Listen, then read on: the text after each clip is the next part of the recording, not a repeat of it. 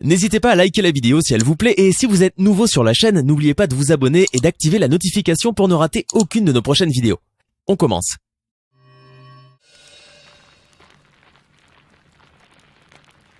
Louanges aux dieux pour la guérison de sa majesté. De quel dieu tu parles? C'est moi qui ai réussi à me guérir tout seul.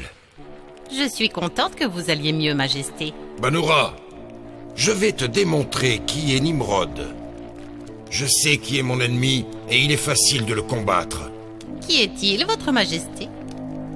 C'est ce jeune homme, le fils de Hazar, qui a osé me défier en me disant qu'il avait un autre dieu que moi.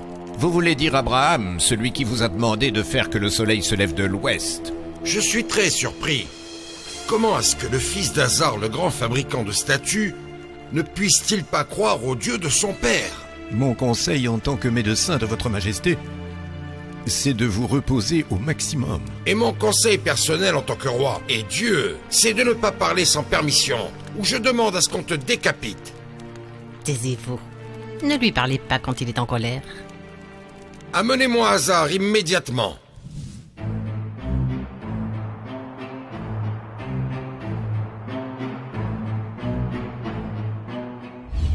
Dis-moi, Hazar, ton nom original n'était pas Taré avant que tu aies eu le nom d'Hazar parmi les prêtres? C'est exact, votre majesté. Mon vrai nom est Taré, et mon surnom c'est Hazar. C'est un nom donné par les prêtres, que j'ai eu pour ma loyauté envers mon seigneur Nimrod. Quand est-ce que ton fils Abraham est né, Taré? Je ne sais pas précisément, monseigneur. Je suis un homme âgé. Je ne me souviens plus très bien. Je vais essayer de te le rappeler. Est-ce que ça ne serait pas la même année où j'ai ordonné qu'on tue tous les nouveau-nés garçons? Non. Bien sûr que non. Sinon, je vous l'aurais remis moi-même, votre majesté. Je te crois, Taré. Mais il faut me montrer quelque chose qui me prouve ta loyauté. À vos ordres, monseigneur. Je suis votre serviteur obéissant. Es-tu satisfait de ce qu'Abraham a fait avec moi? Non, votre majesté. Et ce qui est plus dangereux, c'est qu'il est allé au temple et qu'il a détruit toutes les statues. Sauf une seule qui est la plus grande. Il a osé détruire toutes les statues au temple, y compris ma statue à moi? Oui, malheureusement, votre majesté. Il doit être puni, et il sera un exemple pour tout le monde.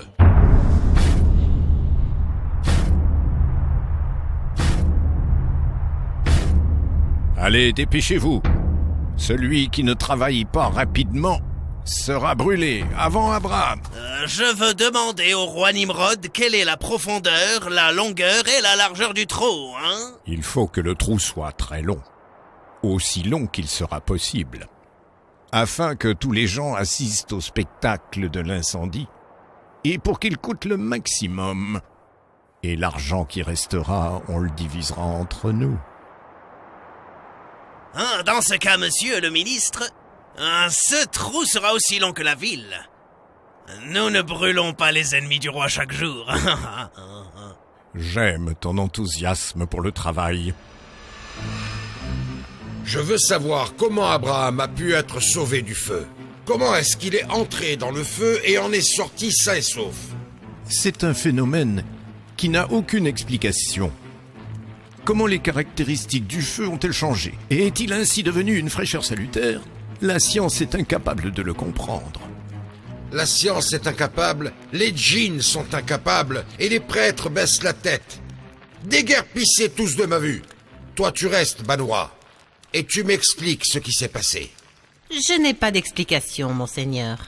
Comment ça? Je te donnerai beaucoup d'argent, mais dis-moi ce qui s'est passé. J'en suis incapable, monseigneur. Sachez qu'en réalité, je suis une hypocrite. Je vous mentais seulement pour gagner mon argent, pour pouvoir vivre dans ce monde plein de tyrans. Mais tu avais pourtant prévu la naissance du garçon, et qu'il mettrait fin à mon règne. C'est une coïncidence. Les magiciens sont des menteurs, même s'ils ont raison.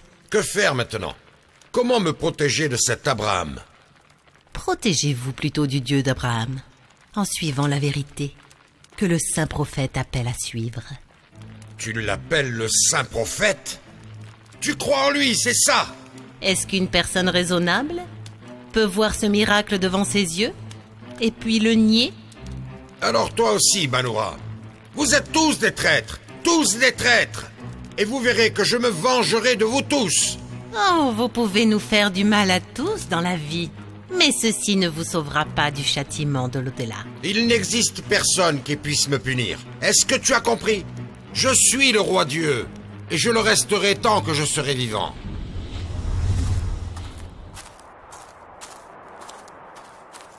Écoute, Kushi. Je sais à quel point tu es attaché à l'argent. Pardonnez, monseigneur. Je suis votre humble serviteur. Je te donnerai tout ce que tu demanderas, et même le double de ce que tu demanderas.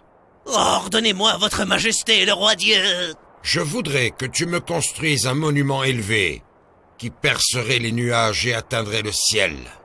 Un tel édifice aura besoin d'une fondation solide, et de milliers de tonnes de pierres solides et des tonnes de sable et... Ne me dérange pas avec les détails de ton travail. Ce qui compte, c'est que tu commences tout de suite.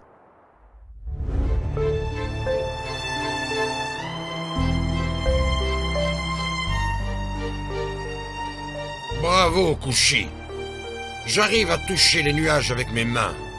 Ah, ça, ce n'est que la première partie de l'édifice. Mais dans la deuxième partie, nous monterons au-delà des étoiles. Maintenant, je vais pouvoir le dire avec confiance. J'ai survécu à Abraham et à ses adeptes. Et d'ici, j'arrive à les voir plus petits que les fourmis. Et je pourrais même les écraser avec mes pieds. Qu'est-ce qui se passe?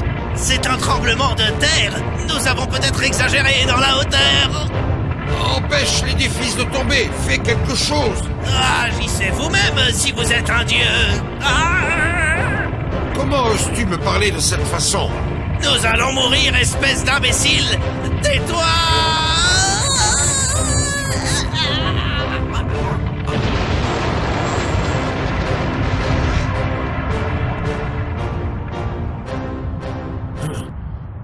Ce qui est étrange, c'est que je vais bien.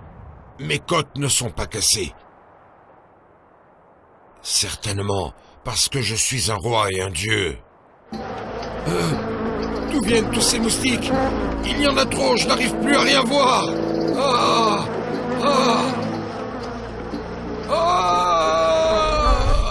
Je suis en train de travailler. Ce n'est pas le moment pour venir mendier. Tu ne me reconnais pas? Je suis le roi Nimrod. Tu as une voix semblable, et tu lui ressembles beaucoup en effet. C'est moi-même. C'est moi, espèce d'imbécile. Sois poli, veux-tu? Est-ce que tu es vraiment le roi Nimrod? Oui, médecin, tu dois me croire sur parole. Donne-moi une preuve de ce que tu dis. Comment est-ce que le feu peut-il changer de caractéristiques et ne pas brûler Abraham? Est-ce que la science est toujours incapable de comprendre ça? Alors tu es vraiment le roi? Qu'est-ce qui t'est arrivé? Tu n'as pas entendu parler de la catastrophe? Les armées de moustiques ont attaqué et tué tous mes soldats et mes disciples. Et une moustique est entrée dans ma tête. Et elle fredonne toute la journée. Elle fredonne et fredonne et fredonne. J'arrive à l'entendre en effet, mais elle est invisible. Il semblerait qu'elle soit entrée par le nez ou par l'oreille, et qu'elle se soit installée dans le crâne. Mais le plus important, c'est de la faire sortir de ma tête. Tu mourrais si nous essayions de l'extraire. Alors, que faire? Ne me dis pas que la médecine est impuissante. Il y a une seule solution à cela. Qu'on te frappe le crâne avec des marteaux jusqu'à ce que le moustique meure à l'intérieur.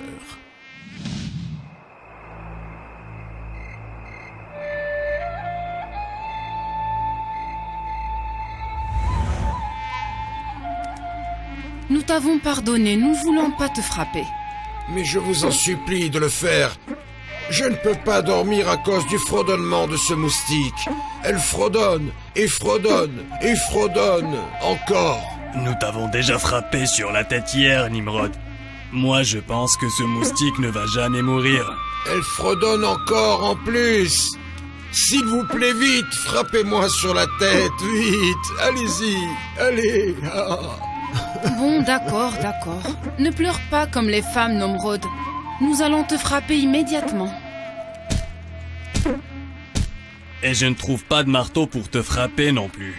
Ce soulier en bois est très bien. Il pourra faire l'affaire. Est-ce que tu es sûr, Nimrod? Tu veux vraiment que je te frappe sur la tête avec ce soulier? Oh, je t'en supplie, réalise ce souhait que j'ai de plus cher au monde. Allez, vas-y. Je n'arrive vraiment pas à le croire. Nimrod, le roi le plus tyran du monde, est pris en otage par un moustique qui l'humilie au plus haut point.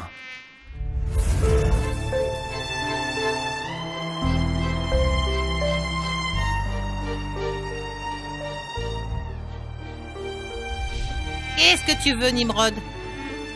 Mais l'homme qui me frappait sur la tête avec le soulier, cet homme ne me frappe plus. C'est parce qu'il est mort. Il a quitté la vie.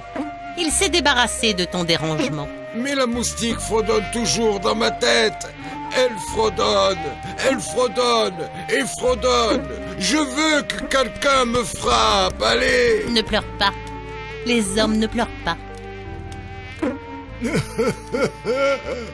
Oui, ils pleurent s'ils ont un moustique dans leur tête qui fredonne et fredonne et fredonne. Calme-toi. Je vais te frapper moi-même, on verra ce que ça donne. Ce bâton est trop petit. Il ne fera rien du tout. Je veux des marteaux en fer, D'accord. Prends, ô méchant moustique misérable qui ne connaît pas sa valeur devant le Seigneur du monde. Quand est-ce que ce malheur va finir, Banoura? Quand? Je ne sais pas.